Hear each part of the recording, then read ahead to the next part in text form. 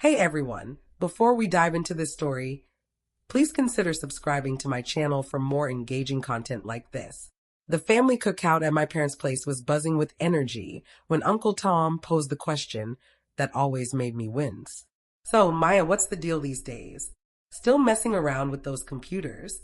Before I could respond, Dad cut in with his typical spiel. Maya's got a job at some tech startup. You know how these young folks are with their apps.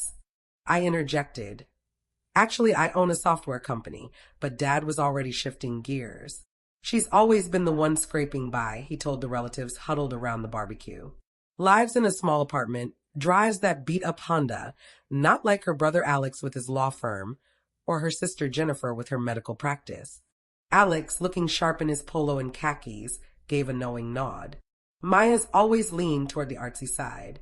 Creative folks don't usually chase cash, and that's okay. Jennifer, with her well-honed medical school condescension, chimed in, "Someone's got to do the creative stuff, even if it doesn't pay much." I stood there, beer in hand, dressed in jeans and a t-shirt amidst their business casual outfits, as my family dissected my finances like I was invisible. "What does your company do, exactly?" Aunt Linda asked with courteous curiosity. "We create software for managing manufacturing and distribution operations," I explained. Their blank stares told me they didn't get it. "Sounds complex," Mom said. "Is it steady work?" "With benefits and all." "It's my company, Mom. I set the benefits." "Oh, that's nice, dear. Maybe one day you'll have a proper office instead of working from home." My 15,000 square foot headquarters in the tech hub wasn't worth mentioning. It'd require explaining my entire business, which they'd show no interest in grasping. Dad flipped burgers and kept up his story. Maya's always done her own thing. While Alex and Jennifer went for stable careers, she was off tinkering with computers. That tinkering had built a $50 million company, but I'd stopped correcting Dad's tales. My family had pegged me as the quirky underdog, and facts to the contrary just baffled them. "Maybe she'll find a nice guy to take care of her," Grandma offered kindly. "A lawyer or doctor, like her siblings' spouses." Alex's wife, Sarah, nodded in agreement. "Financial stability matters so much in a marriage." "Maya, you should think about dating someone established," Jennifer added. The talk shifted to Alex's latest legal case and Jennifer's new role as department head. Their successes were dissected with proud parental remarks and casual mentions of their salaries. When the focus returned to me, it was about my potential and how I could get my life on track. "There are great MBA programs out there," Dad suggested. "Could help you move into a more conventional business role, or you could use your tech skills in a corporate setting." Mom added, "I'm sure someone would hire you." Later, as I helped clean up, I overheard Dad talking to his business partner, Robert, who dropped by for dessert. "Maya's having a tough time," Dad was saying. "Barely making ends meet. You know how it is with these startup types, no security." "That's rough," Robert replied. "Maybe we could toss some consulting work her way. Our company needs a computer system upgrade. I'll ask her, but honestly, I don't think she's got the experience for serious business software. Her stuff's more like a hobby." My hobby software was running operations for over 200 manufacturing firms across 12 countries. But Dad saw my simple lifestyle and assumed I was struggling. The reality was far more nuanced than my family could fathom. The build-up. What my family didn't know was that I'd chosen to keep my success under wraps. 5 years ago, I learned the hard way what happens when people know you're wealthy. Friends turned into pitchmen for their great ideas. Relatives morphed into unsolicited financial advisors. Every conversation carried the burden of wealth disparity. So, when Apex Industrie started raking in serious cash, I opted for a low-key life. I kept my modest apartment, drove my trusty Honda, and dressed like any coder. I drew a small salary and poured everything else into expanding the business. My family mistook this for financial hardship, which I initially found funny and later saw as a shield. But their relentless commentary was starting to grate. Every gathering included worried talks about my situation and suggestions for bettering my prospects. They crowned themselves my financial gurus without a clue about my reality. 3 months ago, I began eyeing acquisition targets in manufacturing. My software gave me deep insights into industry operations, and I'd spotted several companies struggling with outdated systems. Dad's company, Precision Manufacturing, was high on the list. For 25 years, Dad had run a solid mid-sized business making specialized parts for automotive and aerospace clients, employing 150 people and pulling in $30 million annually. He often boasted about building it through grit and hard work. What he didn't see was the industry consolidating fast. Big players were snapping up smaller firms for scale and tech integration. Companies like his were either getting bought or pushed out. My company had the funds and vision to acquire not just single manufacturers, but enough to dominate entire supply chains. We could streamline operations with our software, cut inefficiencies, and build a market-leading network. The strategy had been in motion for 8 months. We'd already bought 6 companies and were set to acquire 12 more, including Dad's competitors. The final step was mid-sized firms like precision manufacturing. Once we owned enough of the market, we could control pricing and terms, effectively ruling the automotive component supply chain. Dad had no clue his industry was about to transform, or that his failing daughter was driving it. Last week, my team presented the final acquisition targets, including precision manufacturing, among 15 others that would secure us market dominance. Total cost is $847 million, my CFO said. But the strategic value is double that. Once we own these, we'll have near monopoly power in the sector. I greenlit the plan that morning. That evening, Dad was telling relatives I was broke. The call came during dessert on Sunday. We were still at my parents', the extended family sipping coffee and chatting about weekend plans. Dad was mid-lecture to Uncle Tom about why I should try sales when his phone rang. "It's Robert," he said, stepping away. The call started quietly, but grew louder as Dad moved to the kitchen. "Acquired? By who?" The family fell silent, straining to hear. "Apex Industries? Never heard of them. How do they buy our whole sector?" Alex and Jennifer swapped worried looks. I kept eating my pie. 15 companies in one day. That's absurd. Dad's voice carried a mix of shock and panic. "What do you mean we're part of it? We're not for sale." The dinner table was frozen. Everyone tuned into Dad's frantic call. They can't just buy our suppliers and customers. Robert was clearly laying out the acquisition strategy.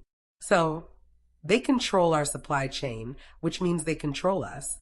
How's that legal? Mom looked panicked. "Is the business okay?" Dad raised a hand, still on the phone. "Robert, slow down. You're saying Apex Industries owns our suppliers and biggest clients as of today."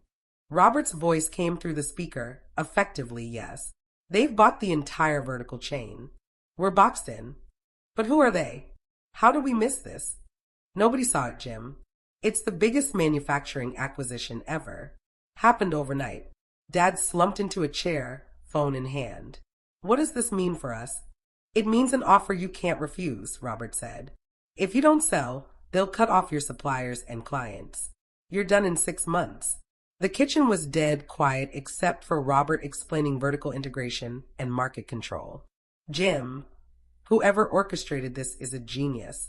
They didn't just buy companies, they picked the exact ones to own the industry." Dad looked stunned. "How much might they offer?" "Maybe $50 to $60 million for your company. But you won't have a choice." That's when Dad noticed the family crowded in the doorway, hanging on every word. "Robert, I'll call you back." He hung up and faced us. "The business some company, Apex Industries, bought most of our industry today." "What does that mean?" Mom asked. Dad struggled. "It means we might have to sell." Alex went into lawyer mode. "Dad, get legal advice before deciding. This could be anti-competitive." "It's legal," I said softly. All eyes turned to me. Vertical integration acquisitions are standard. By buying suppliers and customers at once, they've created a controlled market. Your company can't survive independently. Dad stared. "How do you know this?" "Because," I said, setting down my coffee, "I'm the CEO of Apex Industries." The silence was deafening. Dad's jaw dropped. Alex looked like he'd been punched. Jennifer gripped the counter. "That's impossible," Mom whispered. I opened my phone's news app to a headline. Apex Industries completes $847 million manufacturing acquisition spree. "There's me," I said, showing them my photo from the morning's press conference. Dad took the phone, hands trembling, and read. Maya Chin, CEO of Apex Industries, announced 16 strategic acquisitions to dominate automotive component manufacturing. He looked up. You're Maya Chin? I'm your daughter, Maya, who you just told everyone is broke. But your apartment, your car, are my choices. I reinvest in my business, not personal luxuries. Alex spoke first. How much is your company worth? Today's acquisitions were $847 million. That's just this quarter's growth budget. Jennifer sat down hard. This quarter, Apex is valued at about $2.3 billion, I said calmly. I hold controlling interest. Dad was still staring at the phone. You bought my industry. I bought companies that fit our strategy. Yours was in the sector. So, you knew this was coming when I was talking about expanding, worrying about competitors. You knew you'd buy our market. Yes, you never asked what my company does. When I mentioned enterprise software, you tuned out. When I said I worked with manufacturers, you thought it was small-time consulting. Mom looked dazed. Maya, are you rich? I'm successful. The money comes from building something valuable. Dad stood slowly, the truth hitting. So, when we were talking about your struggles suggesting careers, telling you to find a husband, you were discussing my life without knowing it. Why didn't you tell us? I want to see if you valued me for me, not my wealth. Now I know. The aftermath. The next few hours were bizarre. Dad called Robert back to reveal his daughter was the CEO of Apex Industries. Robert thought it was a prank, then asked if Dad could arrange a meeting for favorable acquisition terms. Alex switched to business mode, offering to handle the legal side and suggesting we keep the deal in the family. Jennifer asked about investing in my company. Mom wandered the house muttering, my daughter's a billionaire.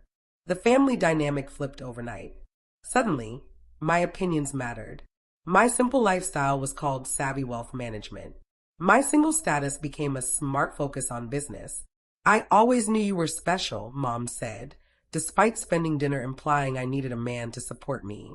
You could have told us, Dad said, his tone now respectful, almost deferential. Would it have changed how you saw me? No, you're our daughter. But you spent 3 hours calling me the family failure, offering me consulting work, suggesting an MBA for a real career. Silence. You're right, Dad admitted. We assumed. 2 weeks later, Precision Manufacturing got a $75 million acquisition offer, well above market value. Dad accepted, knowing he had no choice. At the signing, he pulled me aside. Maya, this offer, it's more than the company's worth. It's what it's worth to my strategy. I could have offered less, but you're my father, and I want you to be proud of what you built. Dad's eyes teared up. I'm proud of you. I'm sorry it took so long to see what you've done. Family ties slowly mended, but on new terms. They respected me now mostly because of my wealth, not a shift in their values. I kept my modest apartment and Honda, partly because I liked them, partly as a reminder of who they thought I was when they believed I had nothing. Dad retired early with the acquisition money, traveling with Mom. Alex sent clients to my legal team and specialized in acquisitions. Jennifer invested in biotech and sought my business advice. The broke one now employed over 3,000 people across 4 countries and controlled a major chunk of the global automotive supply chain. But the real lesson wasn't about wealth. It was about knowing who truly sees your value, regardless of your bank account. And sometimes the greatest insight comes from realizing the family who thought they were saving you was banking on your success all along.